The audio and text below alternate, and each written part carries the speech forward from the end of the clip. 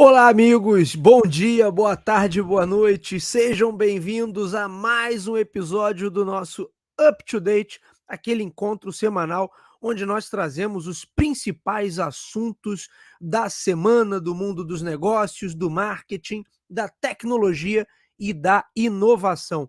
O meu nome é Bruno Garcia, eu sou professor e profissional na área de marketing e business, host aqui do canal Talk to Biz e tenho mais uma vez ao meu lado o nosso querido amigo Lucas Xavier, profissional de TI, que vem sempre aqui abrilhantar com o seu conhecimento os nossos programas do Up to Date. Lucas, seja muito bem-vindo, meu amigo. Obrigado, Bruno. Bom dia, boa tarde, boa noite para todo mundo que tá ouvindo aqui a gente, para as pessoas que estão vendo a gente aqui também pelo YouTube. Hoje muitas notícias interessantes aqui, muitas atualizações interessantes. Então, primeiramente, já vou pedir a você que se inscreva aqui no canal, que é importantíssimo aqui para gente, que você curta esse vídeo e compartilhe pelo menos com 5 amigos, Bruno. Será? Se Pô, tá compartilhar com ótimo, 5 hein? já ajuda, né? É um bom desafio, Lucas, que você lançou aí. Acho que a gente tem que entrar nessa onda dos YouTubers que fazem desafio, Lucas. É isso aí. Se você compartilhar com 5 amigos, você vai ter um bimestre de muitos bons resultados nos seus negócios, na sua vida profissional. Tá boa, compartilhem, ajudem a promover bom conhecimento, né, Lucas? Esse tá um programa riquíssimo, tem muita coisa interessante. Como vocês já devem ter notado, nessa semana o Up to Date não saiu no final de semana. Eu tive problemas pessoais aqui, não consegui gravar no sábado. Normalmente eu e Lucas gravamos no sábado de manhã bem cedo e o programa vai ao ar ou no próprio sábado ou então no domingo. Nessa semana eu tive algumas complicações aqui, a gente ainda tentou, né, Lucas, alguns horários alternativos, mas acabou não rolando, e para a gente fazer também a coisa de forma apressada e sair de qualquer jeito, não é essa a nossa intenção.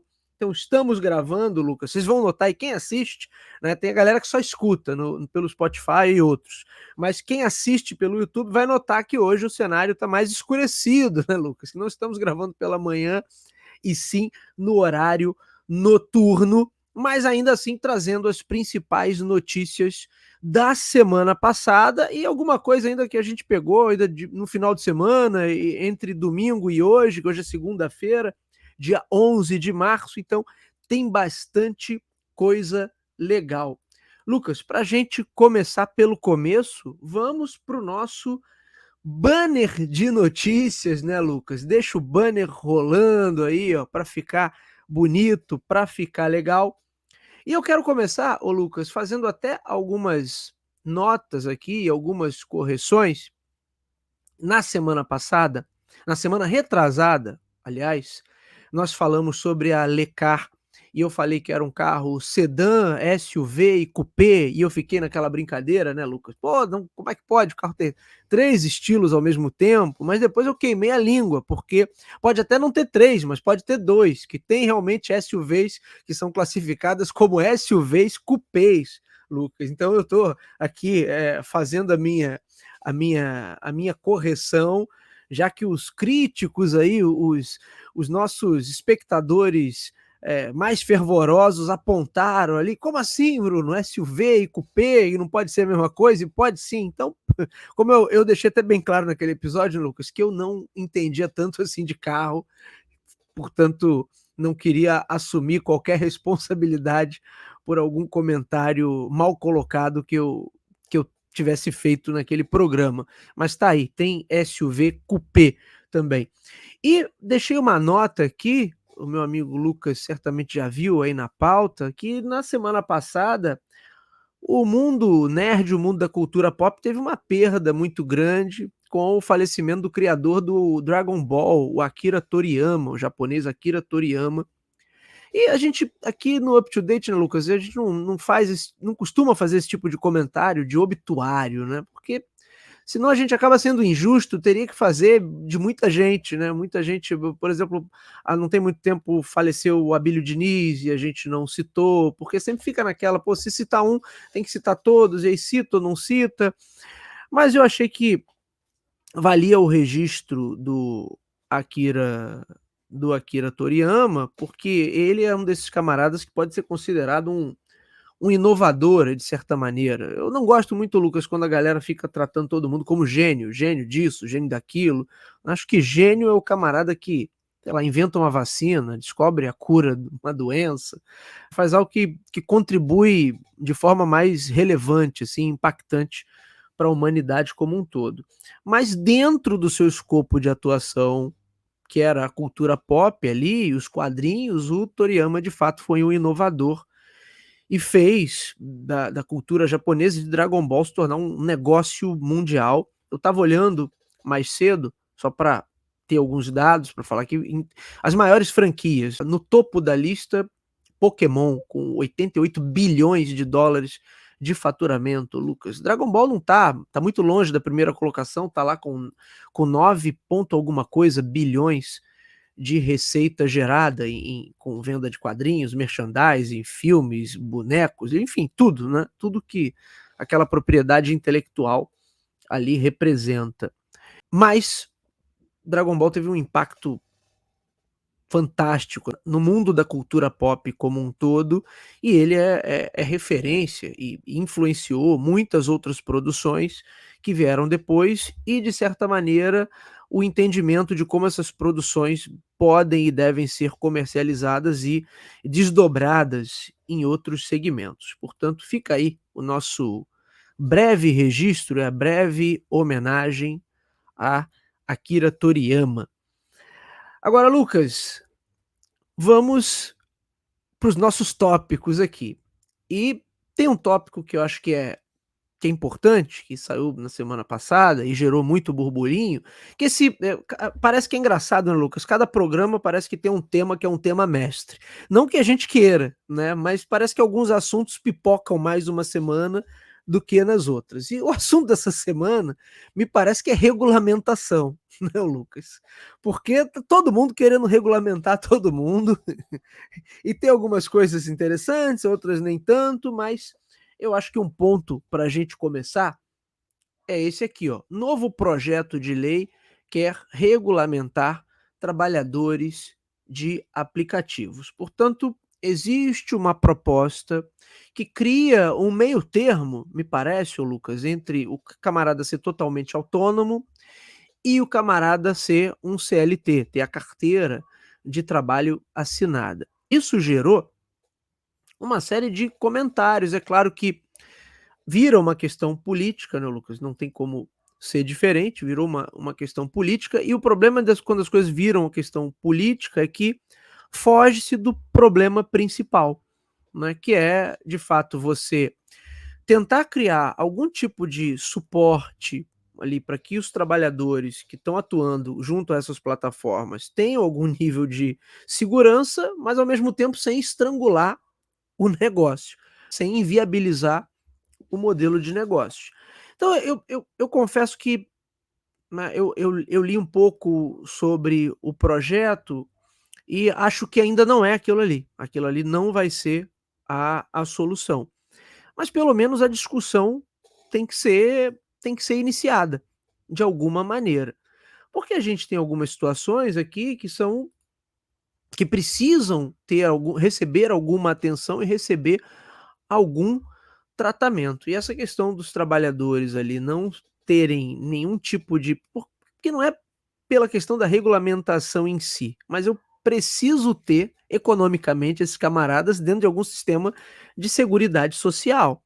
E se esse cara tá ali trabalhando e se ele quebra uma perna, acontece alguma coisa, ele tá, na verdade, como uma massa, que eu peguei uma matéria da CNN aqui que fala de uma pesquisa do IBGE, que são, deixa eu ver aqui, 39 milhões de brasileiros trabalhando na informalidade, isso números de 2023, ô Lucas, 39,1 milhões de brasileiros trabalhando na informalidade. E aí você pega, quem é esse informal? O camarada que está numa pequena atividade ali, é um autônomo que faz. E aí, óbvio, agora entram esses trabalhadores de aplicativos, você tem motoristas de Uber e tem entregadores que eu acho, inclusive, que deveriam ser tratados por uma perspectiva diferente, né, Lucas? Pegar todos eles e botar na mesma sacola também é um erro. Mas fato é que isso vira depois um problema para frente, porque esse cara que não tem nenhum nível de seguridade social, ele em algum momento ele fica velho, ele não consegue mais trabalhar, ou ele perde a saúde, ou ele se, né, ausenta, se machuca, enfim. E essa conta é a economia que paga, é a sociedade que paga. Porque você pode falar assim, a empresa não vai pagar, o governo não vai pagar, mas nós, enquanto sociedade, nós todos pagamos essa conta, porque de qualquer maneira, menos dinheiro circulando. Eu lá, por exemplo, quando quero que mais alunos venham estudar lá na instituição de ensino que eu gerencio, se esse camarada tem um pai ou um avô que está encostado em casa e não tem de onde tirar recursos, eu tenho um problema ali que esse camarada, essa família consome menos. E de repente alguém que deixa estou dando o exemplo do curso que me veio aqui à cabeça agora, mas poderia ser N outros exemplos em relação ao consumo. Então, é preciso ter algum nível de seguridade social. E essa é uma discussão que não é só aqui, a chamada gig economy, né, Lucas? É uma discussão lá fora, também nos Estados Unidos, na Europa. É claro que, resguardadas as devidas proporções, eu certamente não dá para comparar um camarada que trabalha dirigindo para aplicativo lá na Europa, em Londres, e um outro que trabalha aqui no Rio de Janeiro. Né? É desproporcional essa comparação. Mas ainda assim, o problema da gig economy, quer dizer, essa chamada economia de bicos, é uma realidade em todo mundo. Então, é preciso pensar em alguma coisa. Se você me perguntar assim, Bruno, você gosta de pagar imposto? Gosta de regulamentação? Vou falar, não gosto. Não gosto de pagar imposto, se eu pudesse não pagaria nada. Não gosto de ter nenhuma regulamentação, e eu falo com propriedade que eu tô num setor que é mega regulado, você sabe, né, Lucas? Eu de vez em quando fico chorando as pitangas aí no ouvido do Lucas, do quanto é regulamentado. E eu odeio, não acho que essa regulamentação da maneira que é feita na educação, por exemplo, resolva coisa alguma. Na minha visão, não resolve. Agora, daí eu dizer que, não, o ideal, o mundo ideal, sem nenhuma regulamentação, aí seria hipocrisia, né, Lucas? Seria ingenuidade ou então desonestidade intelectual, que eu acho que é um pouco do que a gente vive hoje, que a galera tá politizando tanto todos os assuntos, que aí o camarada, mesmo entendendo que aquilo ali não vai funcionar, ou que vai funcionar, ele fala contra só porque ele tem que ir com a torcida dele. E aí também, ô Lucas, eu tenho que comentar que eu vejo uma galera aí falando, não, outro dia um camarada postou, não, que agora ó, eles vão conseguir, ó, vão acabar com o Uber no Brasil, vão acabar com o iFood no Brasil. Ô Lucas, olha aqui, Lucas, quando é que alguma regulamentação acabou com alguma indústria? Nem a indústria do cigarro acabou com tamanha regulamentação, cara. Então o pessoal exagera na dose, e eu vejo uma porção de liberal, uma liberal assim, liberal é aquilo, né? Como dizia o filósofo, só existe dois tipos de dinheiro, Lucas, o meu e o dos outros. Então com o meu, não quero ser liberal, super conservador, agora com um dos outros, aí pode ser liberal. Eu vejo a galera aí falando, mas eu nunca vi, Lucas, um desses liberais aí que eu conheço, na hora que é mandado embora, ele abrir mão da multa, ali da multa rescisória. Não, eu não quero a multa, não, eu sou pró-mercado, então não faço questão da multa, eu que me vire e a empresa segue seu rumo. Eu nunca vi. Então, o cara que tem CLT, tá trabalhando ali, recebendo 13º, 14º, se eu duvidar ainda tem a bonificação, a empresa paga o plano de saúde. E o camarada vem dizer que é um absurdo que dê algum nível de segurança jurídica para um outro pobre coitado que tá, sei lá, andando de bicicleta por aí, entregando o hambúrguer gourmet da garotada, sabe? Então, eu já falei pra caramba, né, Lucas? A gente mal começou o programa, eu já tô aqui falando para burro. Mas eu acho que é isso. Eu não concordo em todos os detalhes ali da proposta, mas eu entendo que precisa ter alguma coisa. Eu já conheci até motoristas de Uber que tinham uma boa carteira de clientes, tiravam uma boa grana por mês, mas o cara sofreu um acidente, ele ficou 4 meses parado, Lucas. E não tem nada, sabe? São 4 meses que ele não recebe de lado nenhum, ele não recebe do governo, não recebe da empresa, não recebe de ninguém. Se não tiver alguém que o segure ali, e a família que banca isso, né? Por isso que eu disse que no final das contas o peso vai para a economia. Quem paga essa conta? É a economia. Uma economia menos dinâmica que fica ali arrastada, porque a gente não tem um mínimo projeto ali de seguridade social. Não é só para deixar claro, não gosto de regulamentação, não gosto. Né? Prefiro que não tivesse, pelo menos no meu setor. Agora, o setor dos outros pode regular, não ainda é brincadeira. Mas assim, ó, entende que é às vezes uma discussão sem fim, mas que determinadas coisas são um pouco inevitáveis. Agora, se a gente negar a discussão, a gente não chega no melhor formato, né, que aquilo ali poderia funcionar. E precisa ter algum formato, no meu entender. Lucas, esse programa hoje vai acabar sendo regulado pelo público e pelas redes sociais. Lucas, tô falando para burro, fala você aí, Lucas. Eu acredito que, de alguma forma, a regulamentação tem que olhar para os dois lados, sempre. Não pesar muito mais para um lado nem para o outro. Pesar para um lado da empresa, do tipo, olha, a gente precisa de um fluxo aqui funcionando para continuar entregando valor para o nosso cliente ali, entregando os valores internos aqui para a gente, e também o valor ali, de repente, entregar um valor maior ali para o. E valor, quando eu quero dizer, eu não quero dizer de preço de dinheiro, mas de valor percebido mesmo ali, um valor ali para o fornecedor. Então, se em algum momento a gente, entender, e isso pode ser feito de várias formas, com diversos formatos, empresa, fornecedor, com alguns benefícios. Benefício, por exemplo, de pagar algum tipo de pagamento automático do INSS, por exemplo, para quem está em algum. Para quem é, por exemplo, entregador de bicicleta, entregador de moto, e ali faz ali entrega também por carro, ou leva passageiro pelo veículo carro, ou moto também. Então, assim, eu acredito que deve ser primeiramente setorizado, porque são motoristas diferentes que correm riscos diferentes. Então, eu acredito que o formato primeiro tem que ser pensado ali de acordo com cada persona, porque cada persona tem demandas diferentes, e por ter demandas diferentes, não dá para a gente colocar todo mundo no mesmo pacote. O primeiro passo tem que ser dado. É o que você comentou. Se a gente não der esse primeiro passo, a gente não vai avançar e não vai ter esse aprimoramento. Não vai ter essa questão de um ferro polindo o outro. Os dois porta-vozes, ou mais de um porta-voz, de cada lado, se levantando, dizendo, se posicionando: olha, isso, é isso, olha, eu abro mão disso, eu não abro mão daquilo. Então é importante primeiro dar desse passo e testar. E testar, quando eu digo testar, eu quero dizer, olha, vão aparecer novos problemas, de repente, até novos mercados apareçam, novas startups, novas soluções surjam de acordo com esse regulamento, mas assim, tem que ser pensado na economia como um todo. É importantíssimo ter ali o parceiro, de repente, mais engajado, de repente ali mais seguro, passar isso, e de repente até propostas e metodologias de gamificação para isso. A gente precisa justamente ouvir as duas partes, mas precisa dar um passo. Enquanto esse passo não der, enquanto isso não acontecer, enquanto não houver um primeiro MVP, uma primeira validação e um mínimo denominador ali comum ali entre as partes, mesmo que não seja o melhor, mas eu imagino que esse primeiro tem que acontecer e tem que ter um aval ali, ou um de acordo ali, pelo menos inicial ali das duas partes para aprimorar. Eu imagino que isso deve ser levantado e deve ser trazido primeiro no primeiro passo, depois vamos aprimorando, depois outros passos.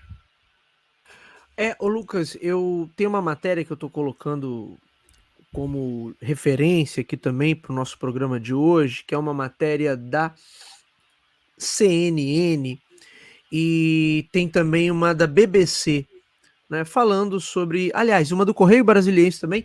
A gente tem muitos links aqui, como de costume, todos os links ficam na descrição do episódio para que vocês possam conferir esse conteúdo original.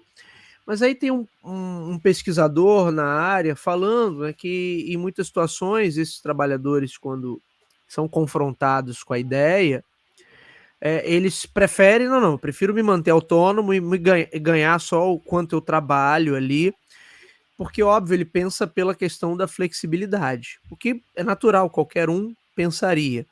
Só que, para além da flexibilidade, esse camarada não está pensando em quando ele estiver mais velho, ou se porventura ele não conseguir mais, que é o caso de quem está no trânsito aí, sofrer um acidente, uma colisão, enfim, mesmo que não seja nada grave, mas o camarada ficar um tempo ali sem poder pisar firme, por exemplo, já não consegue dirigir, não consegue pilotar uma moto. Portanto, isso tem um impacto, tem um custo potencial ali na frente que é grande, né? Portanto, mesmo que eventualmente uma grande parcela desses próprios prestadores de serviço autônomos, como quer que eles sejam chamados, mas mesmo que uma grande parcela deles eventualmente não preze por isso, ou pense que vai ser muito mais interessante continuar pela perspectiva da flexibilidade total, de novo, né, essa conta chega e todos nós que pagamos no final das contas. Portanto, eu concordo com você, sim, a gente tem que dar algum passo em alguma direção e tentar chegar num denominador comum. Só para pontuar aqui em ordem de grandeza, eu procurei dados aqui sobre tanto o Uber quanto o iFood, que acabam sendo os principais expoentes de toda a discussão, embora a gente saiba que existam outros, mas Uber e iFood acabam sendo os protagonistas ali de toda essa questão. Então, Uber em 2023 teve uma receita anual de 37,28 bilhões de dólares, alta 17% em relação a 2022, lucro operacional de 1,1 bilhão de dólares. Valor de mercado da Uber, market cap, 166,6 bilhões de dólares. Não encontrei números tão apurados ali sobre o iFood, mas faturamento anual estimado em mais de 1 bilhão de dólares.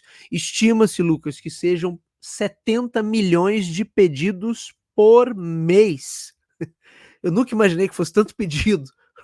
70 milhões de pedidos por mês no iFood. E avaliada, aí, segundo uma matéria que eu encontrei, também está o link aqui, em 5,4 bilhões de dólares. Portanto, são negócios muito prósperos, aparentemente bem resolvidos, e que, de novo, né, por mais que a gente entenda que a regulamentação muitas vezes acaba sendo nociva, porque vem cheia de vícios, vem para muitas vezes resolver uma questão política e não resolver a questão na prática, mas ainda assim, se a gente deixar tudo correr solto, é um pouco do que a gente vai falar na sequência, né, Lucas? Porque tem regulamentação também para as Big Techs, as Big Techs estão, e de certa maneira aí pega Uber e iFood, porque também são empresas com soluções baseadas em tecnologia. E eu vi um comentário de um colunista lá do New York Times outro dia falando assim, né, as Big Techs elas acham que são empresas especiais, né, porque todo mundo é regulamentado. Você pega farmacêuticas, tem uma baita regulamentação. Empresas de aviação ou empresas automotivas tem uma baita regulamentação. Empresas de alimentos, uma baita regulamentação. Mas a galera da tecnologia acha que não, porque é isso, regulamentação, que coisa ultrapassada, né? Que coisa. Não, mas viu-se aí que não tem como. E aí, ô Lucas, tem isso aqui, ó. O Digital Markets Act começou a valer semana passada em território europeu. Na verdade, você tem duas grandes mudanças lá, duas grandes regulamentações. Uma é o Digital Markets Act e o outro é o Digital Service Act, que tem a ver mais com segurança de dados, segurança da informação e outras coisas que a gente tem discutido aqui. Mas o Digital Markets Act, em especial, ele tem a ver com impedir que essas empresas que eles chamam de grandes gatekeepers, que são grandes plataformas que gerenciam esse fluxo de informação e esse acesso à informação em meio a plataformas digitais, que elas privilegiem seus próprios serviços e acabem impedindo de que outras empresas cheguem ao consumidor ou que o consumidor chegue a outras empresas. Então, são regulamentações que foram aprovadas já tem algum tempo, mas no caso do Digital Markets Act, ele começou a valer na semana passada, Lucas. As multas são altíssimas. Você vê como é que a coisa já começou a mudar. O Fortnite voltou para a Apple Store, Lucas. Tem aquela briga clássica da Apple contra a Epic, e a Apple tinha tirado o Fortnite. E agora o Fortnite está voltando, mas só se você estiver residente na Europa, aí você pode jogar Fortnite no seu iPhone. Se tiver por aqui, esquece que ainda nada de Fortnite no iPhone para você. Mas entre outras coisas, esse marco legal tenta criar algumas regras para impedir que essas empresas que já são tão grandes e como elas detêm o fluxo de informação, até quem vai concorrer tem que passar por elas, que elas se tornem invencíveis. Se vai funcionar ou não, Lucas, não sabemos. É igual aquela história do Google ser o navegador padrão nos celulares Android, que entrou, foi cair na justiça, ela também ainda está rolando isso. Qualquer hora vai sair o resultado. E se o resultado for só um pop-up onde a pessoa tem que escolher, não, eu quero usar o Google, eu quero usar o Bing, né? Mas se aí 90% das pessoas continuarem clicando ali no automático em Google, portanto, não vai ter feito grande diferença. Mas ainda assim, Lucas, como você falou, né, é um passo, uma tentativa de botar algumas regras que limitem um pouco o poder dessas grandes companhias. Lucas Xavier, vou listar aqui, antes de passar a palavra para você, quem são os 6 grandes gatekeepers, segundo a legislação da União Europeia. Alphabet, o grupo que controla o Google, Microsoft, Amazon, Meta, Apple e ByteDance, que é a holding que controla o TikTok. E aqui tem uma breve descrição aqui. O rol de obrigações de um gatekeeper abrange situações relacionadas a conflitos de interesse que surgem no relacionamento entre ele e seus usuários de negócios. Trata também da preservação do direito de contestação nos mercados relevantes, com incentivo ao multi-homing, a comutação, a redução das barreiras de entrada e o aumento da transparência. Pequenas empresas de internet e outras empresas queixam-se de terem sido prejudicadas pelas práticas desses grandes gigantes. Lucas Xavier, o pessoal está querendo fugir de todo modo de qualquer tipo de regulamentação, que óbvio, pela perspectiva deles faz todo sentido. Mas será que pela perspectiva do consumidor e pela perspectiva da boa competição e do progresso e da inovação, será que vale deixar o bicho correr solto? Bom, a gente passa por essas aplicações, por algum ecossistema desses seis players que a gente acabou de comentar. Com toda certeza, eles não estão ali à toa. Então, a possibilidade de rastreamento é muito grande. Então, o próprio fluxo de inovação e de novas descobertas e de novas criações ali de mercados, de serviços, de produtos, também vai passar ali por eles. Então, se eu quero buscar por alguma empresa, se eu quero buscar por algum serviço, eu vou buscar onde? É exatamente aonde você pensou, quem está ouvindo a gente, o Bruno também pensou, a gente vai buscar no Google. Pensei aqui. Então, assim, a gente pensa em rede social, a gente pensa algumas, e a maioria, se não todas, pertencem a um desses seis grandes Os dessas 6 grandes gatekeepers aí. empresas. Exatamente. Então, quando a gente pensa em conteúdo, às vezes a gente vai pensar em YouTube, que é do grupo Alphabet, rede social, Facebook, Instagram, TikTok também. Então, a gente está falando de um ecossistema muito poderoso e que detém muitos usuários. E nós, como somos usuários desse ecossistema, fluxo de economia mundial hoje tem, esse fluxo ele vai buscar pessoas, e pessoas hoje no digital e até fisicamente estão dentro desse ecossistema criado por essas 6 empresas. A gente tem, por um lado, um trabalho dessas 6 empresas que vem assim despontando com muita força e que às vezes até fica meio monopolizado.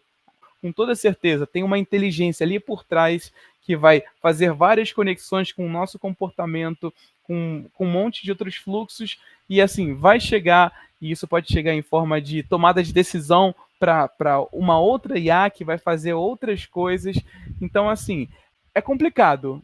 Eu diria que é quase impossível que isso aconteça, porque isso tem muito a ver também com o usuário, e o usuário, quando gosta, dificilmente os usuários vão sair desse ecossistema criado e teoricamente seguro.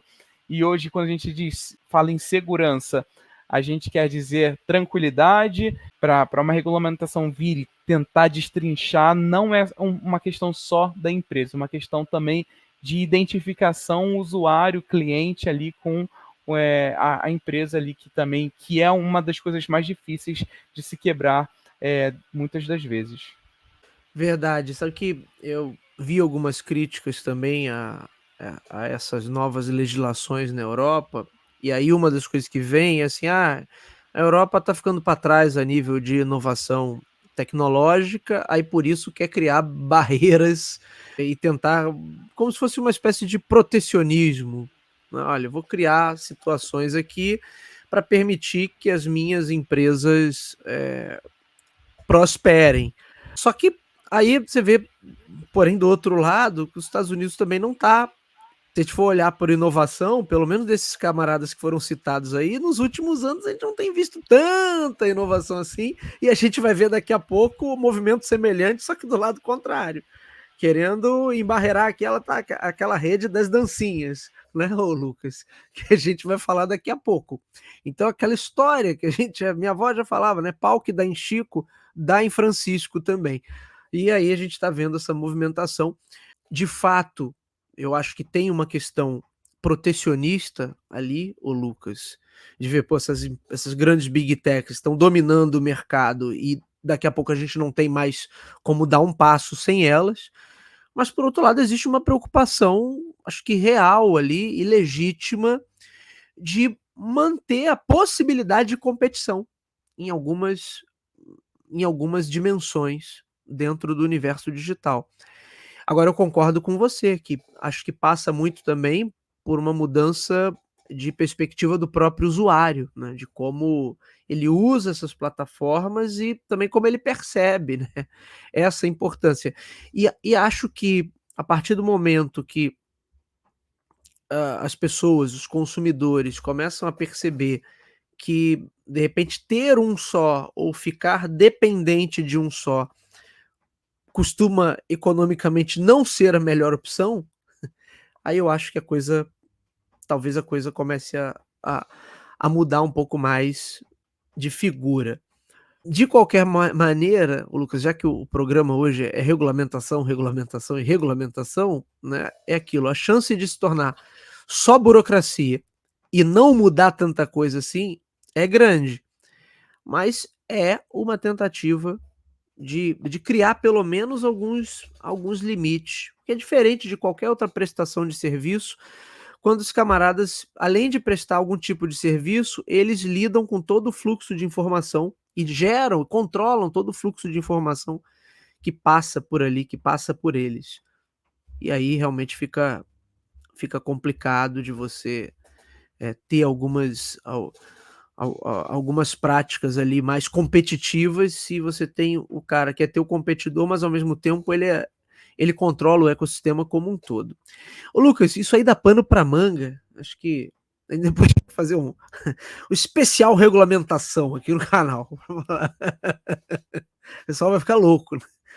Mas mas temos que falar, acho que sobre inovação, sobre incentivo econômico e sobre regulamentação. Regulamentação é um ponto, sempre um ponto chato, um ponto que irrita, um ponto, sim, concordo, mas a regulamentação deve ser pensada por uma forma de eu melhor criar mecânicas de incentivo dentro de um contexto econômico, para que mais pessoas empreendam, para que mais empresas prosperem, né? Se eu tiver algo que seja uma regulamentação, mas que vá no sentido oposto disso, não vai ter serventia nenhuma. E se eu não tiver regulamentação nenhuma, será que isso acontece naturalmente ou a partir do momento que um ganha muita força, esse um que ganha, ou vários que ganham muita força, eles passam a dominar o ecossistema como um todo? Então, essa é uma discussão sem fim. Meu amigo Lucas, vamos para o Lucas, para deixar esse programa até mais leve, porque ele está muito pesado, né, hoje, falando só de regulamentação. Vou dar uma notícia boa aqui, que a gente tem dado só notícia de layoffs, de cortes. Então, digno de nota, é isso aqui, ó. Rapidamente, enquanto outros demitem, a Capcom aumenta em 5% o salário do seu time. Para quem não sabe, a Capcom é uma das maiores desenvolvedoras de jogos da história e da atualidade, responsável aí por alguns fenômenos como a franquia Street Fighter, Resident Evil. E aí saiu essa notícia na semana passada. Aqui, ó, tem notícia do Adrenaline, tem notícia também do The Enemy. Em movimento contrário à tendência da indústria de games, a Capcom anunciou uma valorização de seus desenvolvedores e aumento de salários na empresa. Em comunicado oficial à imprensa, a Capcom anunciou que no próximo ano fiscal, ou seja, no início de 2025, aumentará os salários dos funcionários em cerca de 5%. Assim como uma espécie de bônus para todos que chegarem à empresa a partir de abril deste ano. De acordo com a publicação, isso se trata de uma estratégia, no caso de investimento nas pessoas que apoiam o futuro da companhia. A Capcom é uma das empresas com maior volume de lançamentos de sucesso nos últimos anos, com games batendo recordes de vendas como Resident Evil 2, Resident Evil 4 e o recém-lançado Street Fighter 6. Lucas, então, aquelas fichinhas que a gente pagava jogando Street Fighter antigamente no fliperama foram bem investidas, né? Porque a empresa hoje, enquanto está todo mundo demitindo, fazendo corte, a empresa bate no peito e fala: não, não, aqui não. Aqui nós vamos aumentar os salários. É um negócio realmente digno de nota. Você jogou muito Street Fighter, Lucas? Não joguei tanto. Eu sou mais do time The King of Fighter. The King of Fighter também muito bom. The King of Fighter é também um clássico da SNK, sim. Mas sim, bebeu na fonte do mestre Com Street certeza. ali. Se não tivesse o Street, não tinha King, né, cara? Mas Com King certeza. King merece também toda a nossa reverência, que é com toda a que razão. série também, que série, né? Jogaço. Sim, e um ponto que é importante a gente reforçar, que é um ponto de sucesso, é justamente alinhamento. Então, se em algum momento eles estão tendo essa possibilidade e esse pensamento de aumentar, é porque de alguma forma os números foram alcançados, a expectativa foi atingida.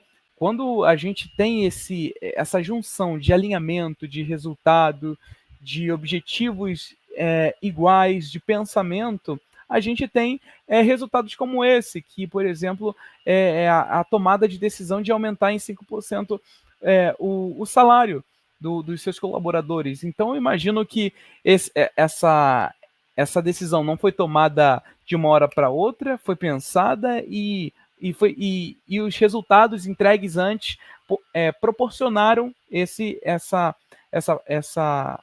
aumento ali do salário. Então, a gente tem alinhamento, a gente tem uma cultura que, de repente, está de acordo ali com a expectativa, e quando a gente tem alinhamento, expectativa, uma boa cultura, a gente tem esses tipos de resultados ali no dia a dia de uma empresa, de uma corporação ali, que é um excelente case aí.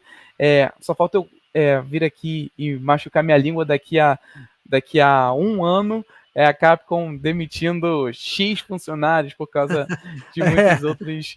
Vamos ver, né, Lucas? Se não vem uma pegadinha por aí, né? Ó, aumento, mas em compensação chega no final do ano, manda 30% da força de trabalho embora. Para Isso. compensar o aumento que foi anunciado, né?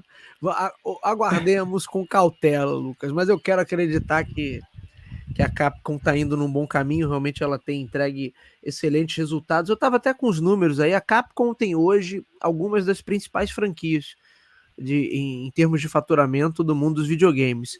Resident Evil, tem uma outra também que é o Monster Hunter. Eu nem imaginava isso, Street Fighter não é o maior faturamento da Capcom, tá, Lucas? Então, a gente pensa assim, Street Fighter, mas não é o maior faturamento. Tem outras franquias aí que geram bem mais dinheiro para Capcom, e aí me parece que é aquilo que você falou, é o alinhamento, os resultados foram alcançados, e aí os colaboradores estão sendo premiados de alguma maneira. Lucas Xavier, vamos falar de inovação aqui no Brasil, porque tem coisa interessante aí, tem empresa unicórnio brasileira que tem linha de investimento, é isso mesmo, para outras startups que desenvolverem soluções para segurança, Lucas. Eu posso puxar a nossa vinheta, Lucas? Só depois que o pessoal... Vamos ver aqui, será que dá pra gente ver aqui nos comentários, aqui, nos posts, se o pessoal comentou? Vamos pedir pro pessoal se inscrever de novo, compartilhar esse vídeo, que é importantíssimo aqui para o nosso dia a dia. A gente olha e a gente fica muito feliz quando a gente vê a quantidade de curtidas aqui no vídeo, a quantidade de visualizações. Então isso é importantíssimo para a gente entender que a gente está entregando valor para você que está vendo, você que está ouvindo a gente também. Então, é importantíssimo, se puder, vai ser um excelente feedback e a gente vai ficar muitíssimo feliz em relação a isso. Com certeza, mais um desafio que estamos lançando. O programa de hoje está cheio de desafios. Nós estamos realmente na linha dos YouTubers que geram desafios para os espectadores. Lucas, vamos lá, roda a vinheta aí para o Innovate.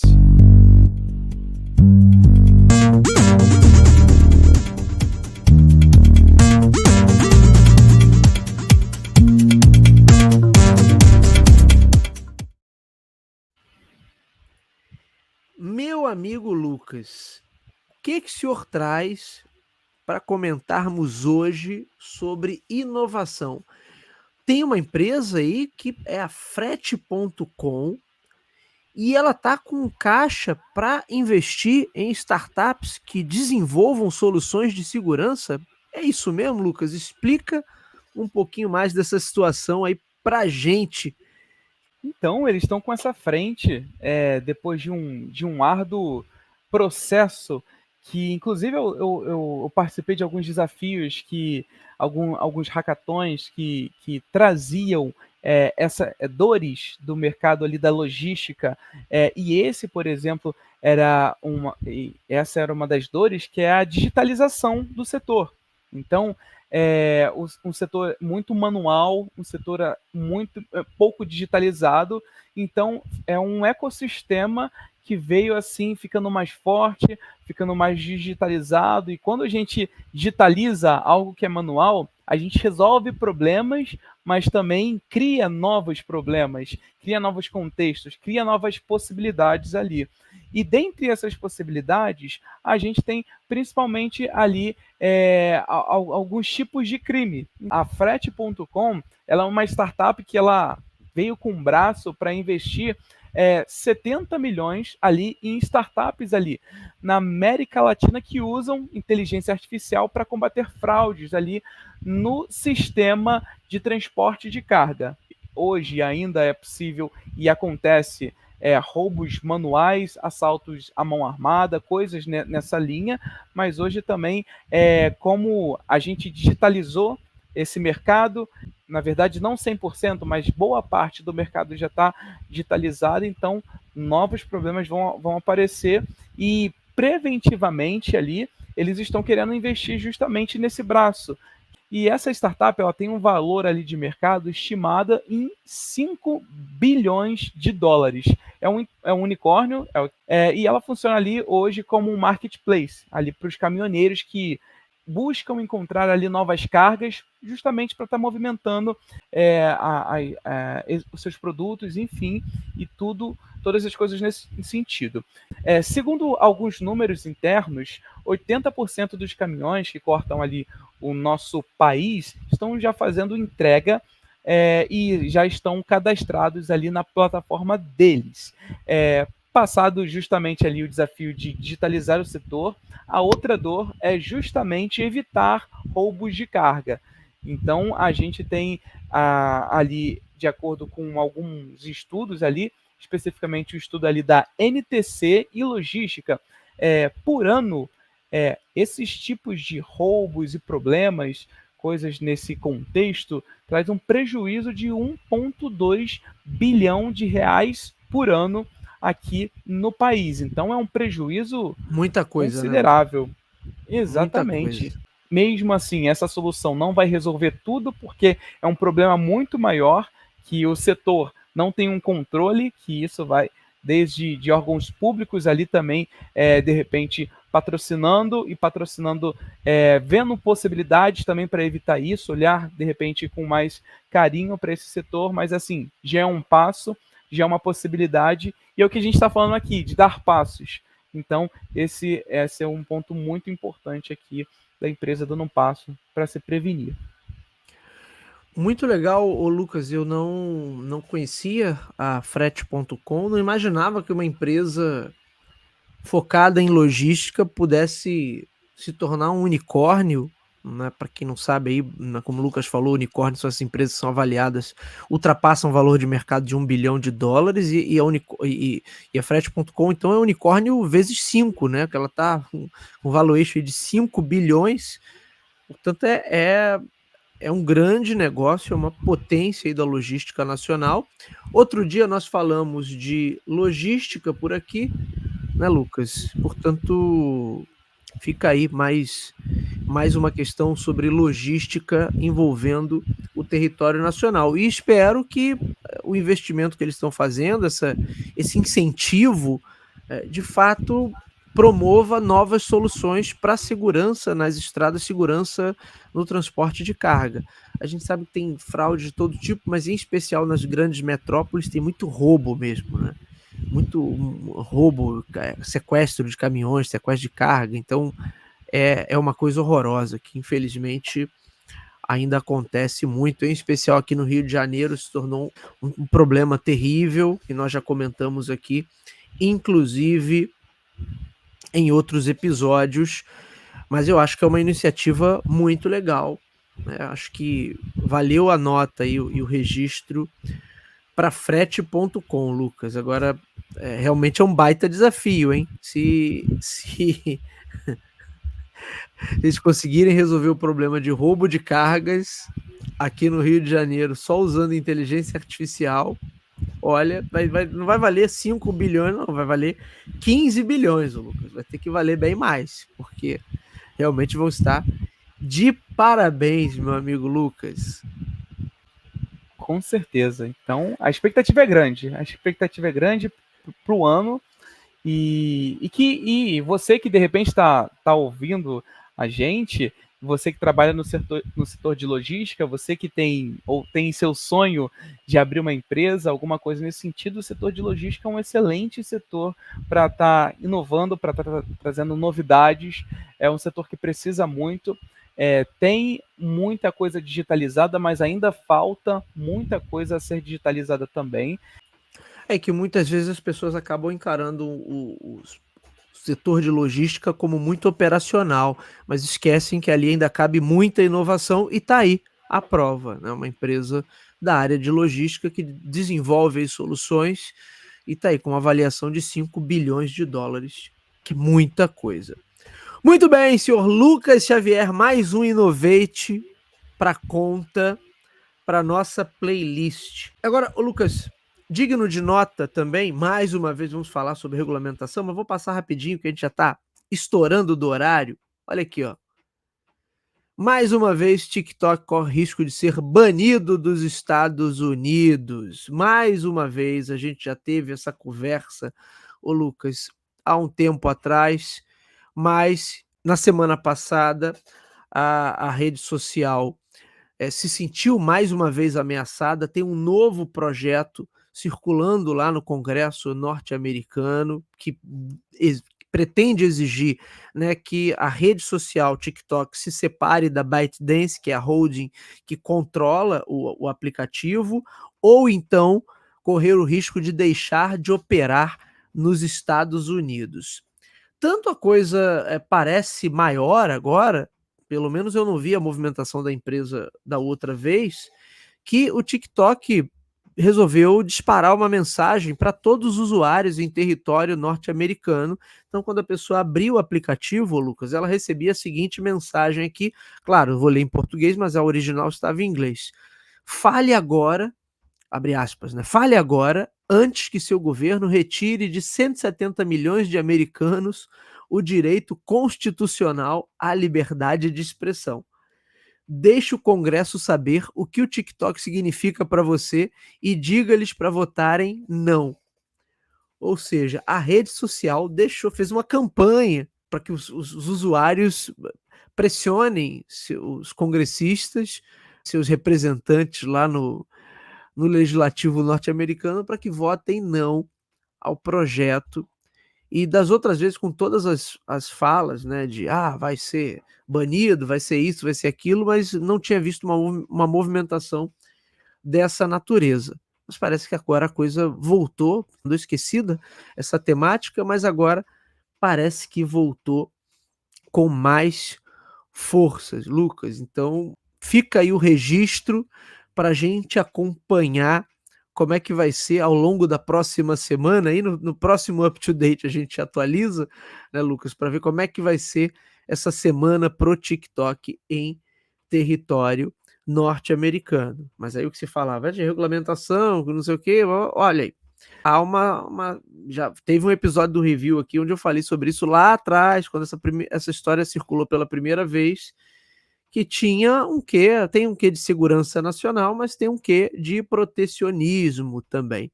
Agora, ô Lucas, se a rede social das dancinhas está sendo perseguida, tem um outro grupo oriental que está sendo muito bem recebido, ô Lucas, em solo norte-americano, inclusive está figurando aí como um dos maiores anunciantes do país. Olha aí, nós falamos dele outro dia, Temu, que é um concorrente direto da Shein, foi um dos maiores anunciantes em território norte-americano em 2023, o Lucas. É uma coisa tão impressionante. Foi o maior anunciante na Meta, dentro das plataformas do grupo Meta.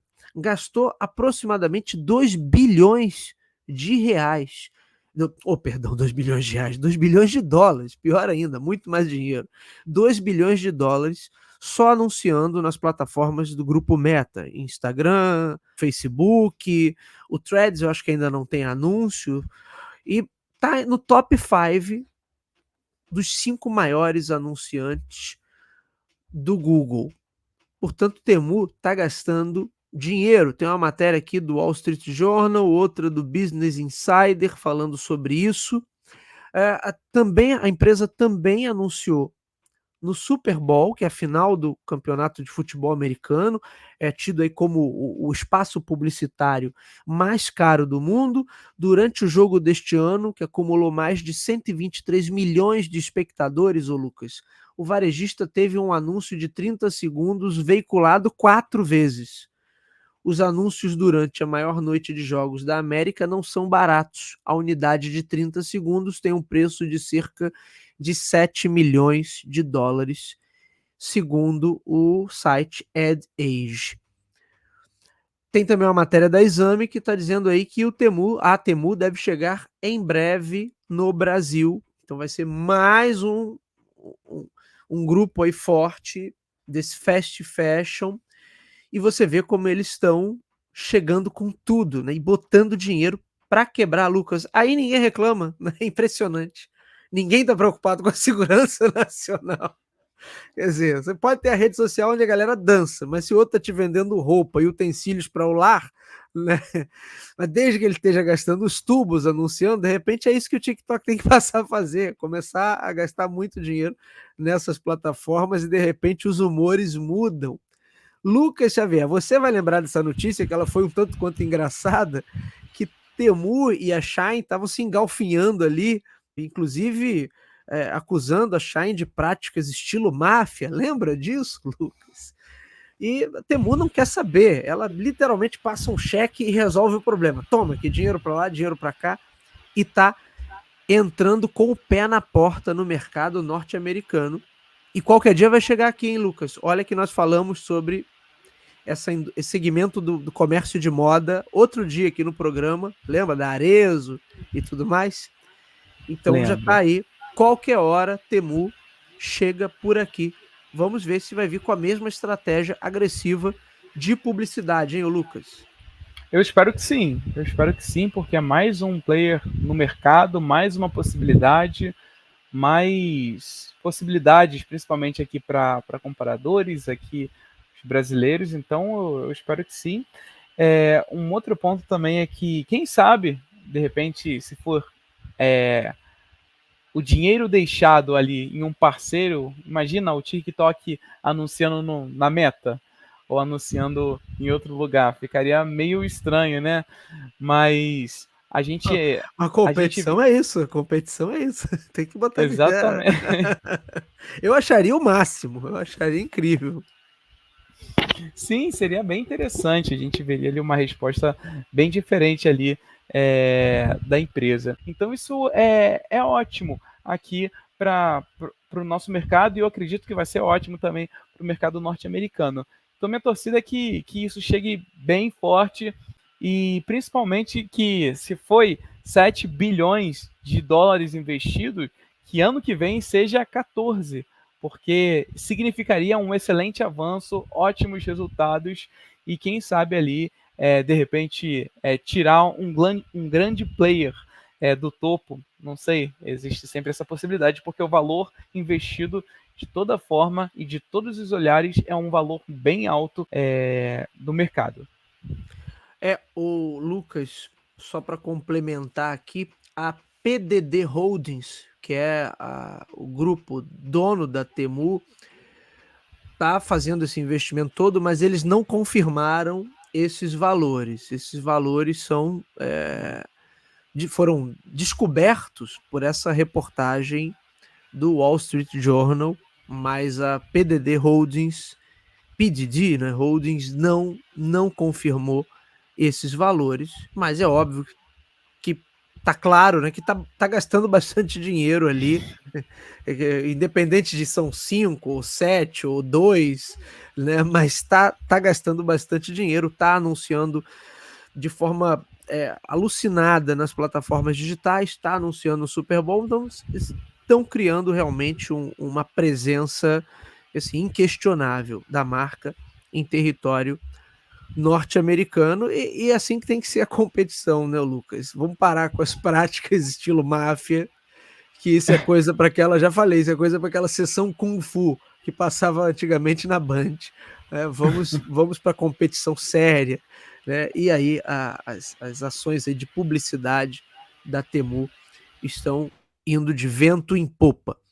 Lucas, já ultrapassamos todos os horários hoje, mas só para a gente fechar isso aqui, ó, a gente já falou de regulamentação, de assuntos às vezes não tão prazerosos, né? Mas vamos falar de tecnologia de ponta, porque a gente sempre vem conversando sobre inteligência artificial, mas até então, inteligência artificial é um sistema, é um modelo de linguagem, é isso, vai responder e-mails, vai te ajudar nas buscas, coisa e tal.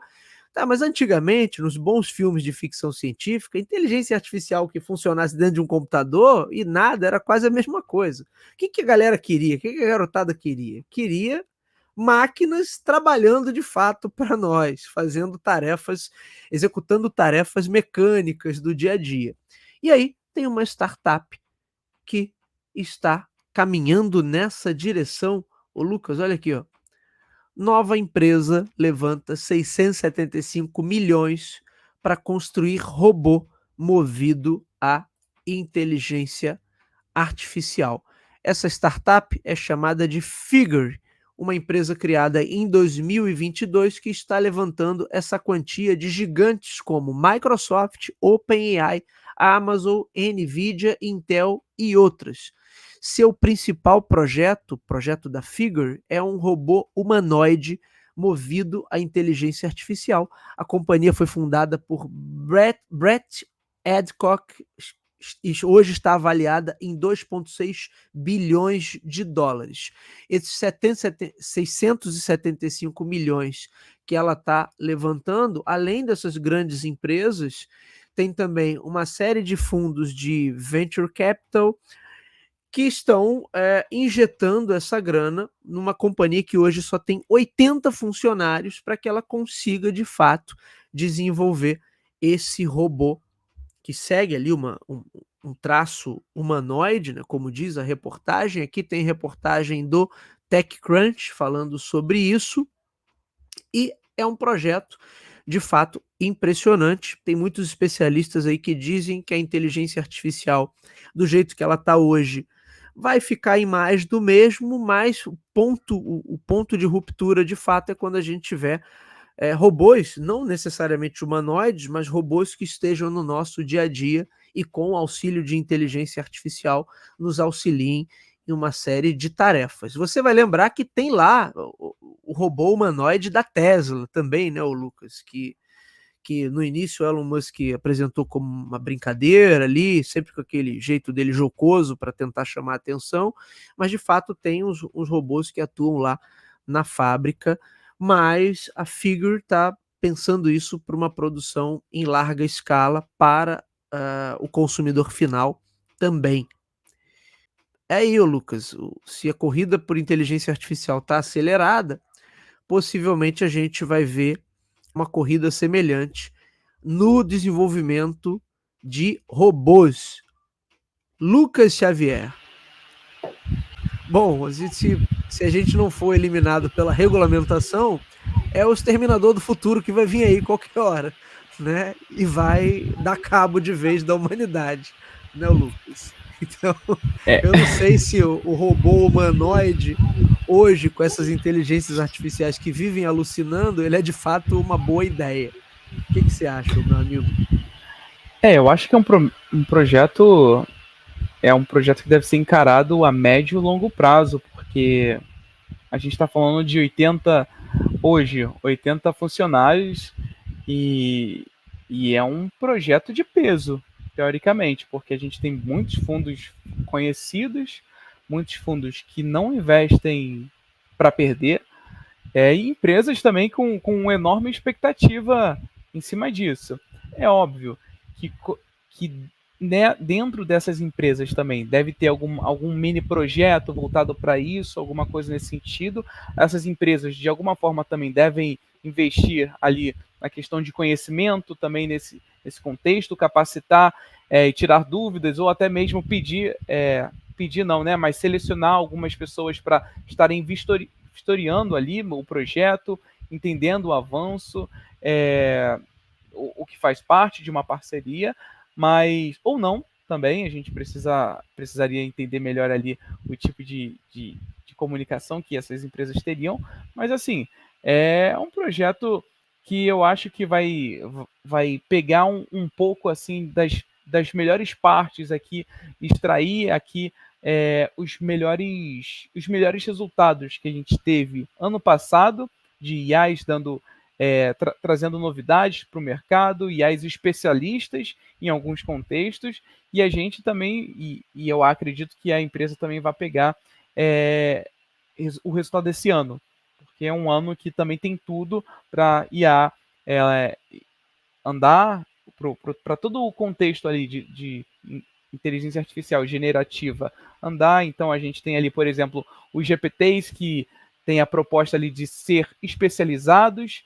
Então a gente tem esse contexto, então a gente mistura isso com outras possibilidades e outras novidades que vão aparecer no mercado, inteligências melhores.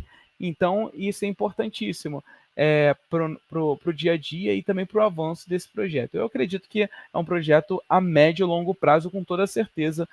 Se for, por exemplo, um robô que vai fazer as atividades logísticas, por exemplo, de algum setor, alguma coisa assim, eu acho que faz todo sentido. Então, precisaria de uma inteligência específica para isso, uma inteligência especialista para isso, mas também tem todo um fluxo muito maior ali de validação, de processo, de homologação e de teste mesmo, e no final das contas ali de entrega e perceber valor ali também de quem vai comprar e quem vai adquirir essas soluções. Então, na minha opinião, é um projeto ali mesmo de médio e longo prazo.